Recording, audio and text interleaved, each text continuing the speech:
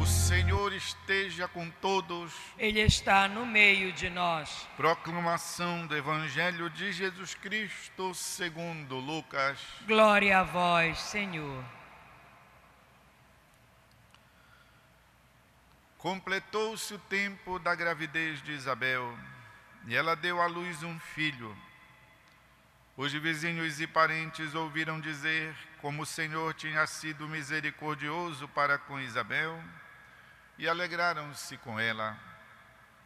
No 8º dia, foram circuncidar o menino, e queriam dar-lhe o nome de seu pai, Zacarias. A mãe, porém, disse: não, ele vai chamar-se João. Os outros disseram: não existe nenhum parente teu com esse nome. Então fizeram sinais ao pai, perguntando como ele queria que o menino se chamasse. Zacarias, que estava mudo, pediu uma tabuinha e escreveu: João é o nome dele. No mesmo instante, a boca de Zacarias se abriu, sua língua se soltou e ele começou a louvar a Deus. Todos os vizinhos ficaram com medo e a notícia espalhou-se por toda a região montanhosa da Judeia. E todos os que ouviam a notícia ficavam pensando: o que virá a ser este menino? De fato, a mão do Senhor estava com ele. É palavra da salvação. Glória a vós, Senhor. Queridos irmãos e irmãs, numa outra celebração, já lhes disse que o tempo do Advento se parece muito com o tempo da Quaresma. Por causa da cor do paramento, até por isto, por causa da sobriedade, por causa dos temas, por exemplo, estar atentos, vigilantes, perseverança, a conversão, a caridade, a esmola, são, pois, aspectos que aproximam muitos dois tempos fortes da liturgia da nossa igreja. O tempo do Advento, que nos prepara ao Natal, o tempo da Quaresma, que nos prepara, pois, à Páscoa do Senhor. E nos ajudam muito nessas temporadas figuras grandiosas, como nós temos hoje do próprio João Batista. Já nos dias da semana, nos domingos do Advento, tivemos a figura de Maria. Estamos tendo, pois, a figura de João Batista, a figura de José, que nos ajudam, pois, a entender aquilo que nós estamos celebrando e iremos celebrar de uma maneira culminante no Natal do Senhor. E estamos lendo nestes dias a sequência da anunciação do anjo à Virgem Maria. Depois ela vai visitar sua prima Isabel. Ontem ela exultou no canto do Magnificat e hoje se está dando conta, pois, do nascimento maravilhoso de João Batista. Esta figura que nos ajuda a entender como nós devemos nos comportar em relação a Deus. Acontece, pois, na leitura do Evangelho de hoje, o nascimento do menino, este filho especial que Zacarias e Santa Isabel tiveram com a ajuda do céu. Sozinhos não foram capazes de fazer um filho. Deus teve que intervir na história deles e lhes concedeu esta criança especial, no sentido de, portanto, ter vindo à terra com uma missão maravilhosa. E hoje se está falando a respeito das expectativas, das esperas sobre esta criança. Primeiro querem lhe colocar o nome, querem colocar o nome de Júnior, mas a mãe, que geralmente gosta disso, aqui a Santa Isabel foi esperta. Não, Júnior não, vamos colocar um outro nome nele. E colocaram, conforme ela pediu, João. E nós temos que entender o significado de João. Na verdade, para os orientais, o nome é uma realidade da pessoa, porque o nome significa aquilo que a pessoa significa, aquilo que a pessoa é, aquilo que é, digamos, a história pessoal do que nasce. E João significa Deus foi propício, Deus foi maravilhoso, Deus foi legal, Deus foi bacana, tudo coisas nesse sentido. João significa Deus proporcionou. E Isabel sabe bem porque ela coloca este nome na criança, porque era estéril, já estava com a idade fora da fecundação, e aconteceu que Deus lhe deu este filho. As pessoas que já tiveram filhos nestas condições, ou seja, quando não aguardavam mais, quando não podiam, conforme os recursos humanos, ter, e que de repente apareceram gestantes, foi uma festa, uma coisa maravilhosa. Assim como, infelizmente, sabemos da tristeza e da frustração de muitas que não conseguem conceber. Por isso, Santa Isabel, tendo sido premiada com o nascimento de um filho, quis dizer: este filho foi bênção, graça de Deus. João, Deus foi propício. E agora, depois então que o pai confirma, tá bom, o nome dele vai ficar mesmo João e não Júnior, acontece aquilo que se espera desta criança, se espera daquele que nasceu.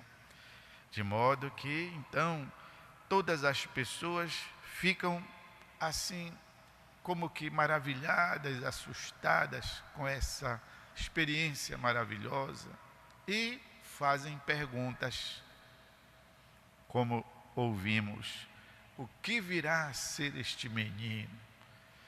Na nossa linguagem simples, a gente diz, qual será a sorte desta criança, o futuro deste filho? Como esta pergunta invade o coração dos genitores e de todos aqueles que estão ali ao redor da criança que nasceu, as expectativas de todos a respeito do que apenas veio ao mundo. E o evangelista faz logo uma observação: a mão do Senhor estava sobre ele.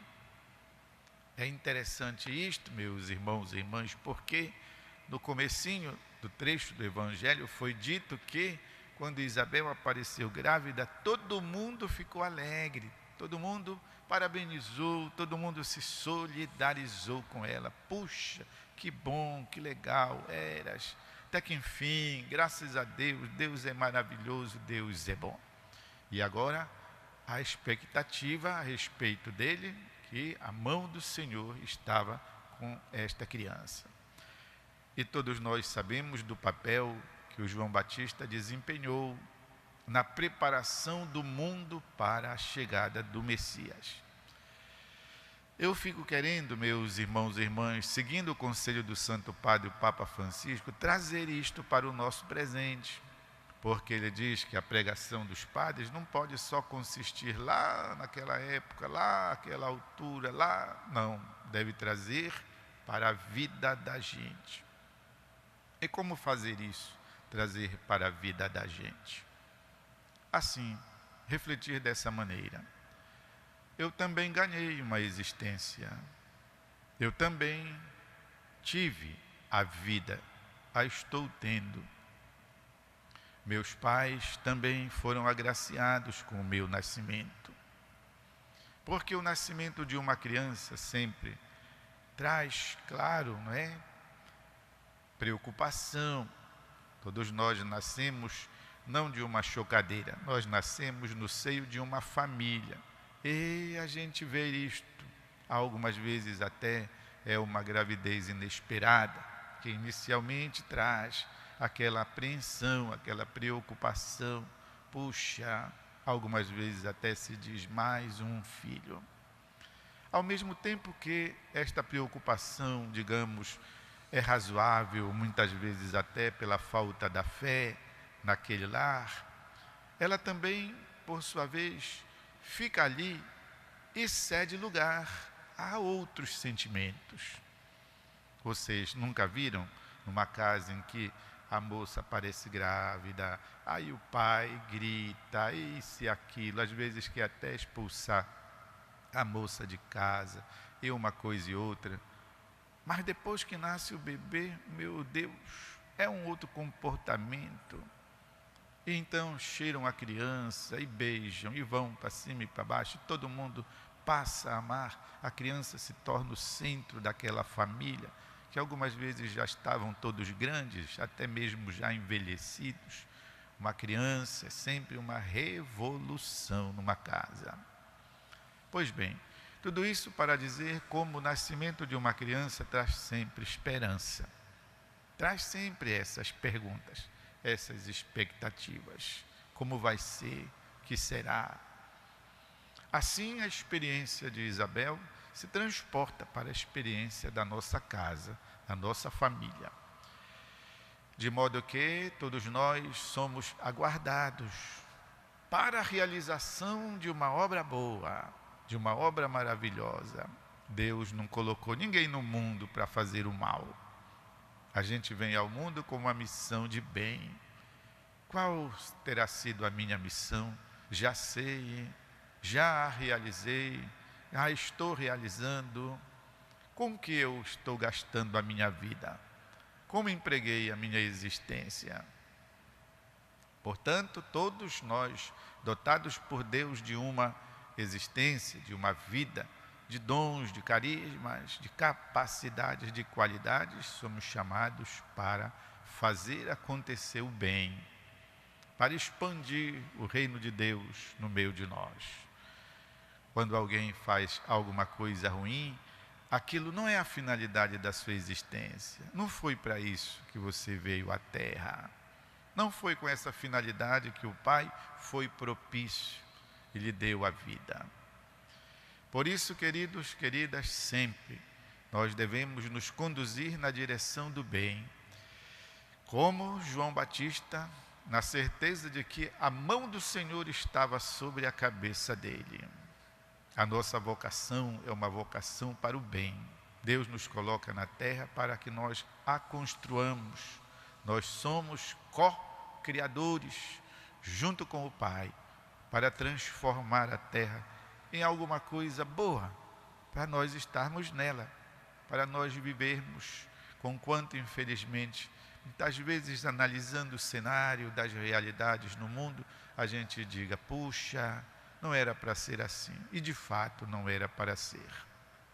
Mas cada um de nós, dando do seu pouco, no seu pequeno ou no seu grande espaço de atuação, somos chamados a gastar a nossa vida para o bem, para a promoção do bem.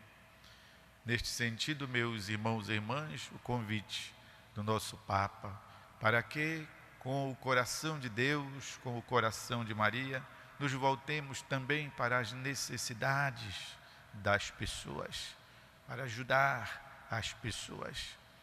E nós queremos que cada um se empenhando, também o nosso Brasil como um todo, neste ano novo, possa viver com maior transparência, como uma boa parte daqueles que nos dirigem de fato querem, abandonando as antigas práticas que nós chamamos de corrupção, que beneficiava, um pouquinho de pessoas com tanto dinheiro, e desfavorecendo, pois, milhões e milhões de brasileiros que ficam aí à míngua porque os recursos são todos desviados.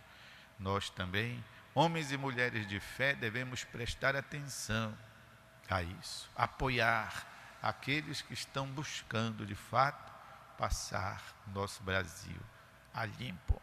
Não iremos desistir. Deus constituiu o nosso país o mais rico em recursos minerais do mundo. Nós que não estamos sabendo nos organizar, e acontecem destas coisas. Por isso, todo mundo vai ficar alerta participativo, apoiando o bem, porque esta é a nossa missão de cidadãos e de homens e mulheres de fé. Vejam só como o nascimento de Jesus nos ensina. A boa nova que Jesus traz para os nossos corações é uma boa nova de vida e não de morte. Assim como iremos também recusar, rechaçar, corrigir, esclarecer aquelas propostas que não levam em consideração a vida, como aquela de implantar o sistema do aborto, assim, na nossa sociedade. Muito bem colocada uma chargezinha, né, que alguém me enviou. Era uma espécie de uma faixa assim, que crianças estavam segurando, onde estava escrito, né, STF, quer dizer, Supremo Tribunal Federal, né, condene os corruptos, não os bebês, em alusão, pois, aos 2 graves problemas pelos quais nós estamos passando e vivendo. É isso? Poupar os corruptos e, no entanto, conceder, certo, a morte aos bebês pela lei do aborto. Tudo isso, então, nos fala de vida, nos fala do nascimento de Jesus, nos fala do compromisso da nossa existência, nos fala da vitória de Deus no mundo. Vamos, meus irmãos e irmãs, fazer um instantezinho de silêncio para que demos razão à palavra de Deus.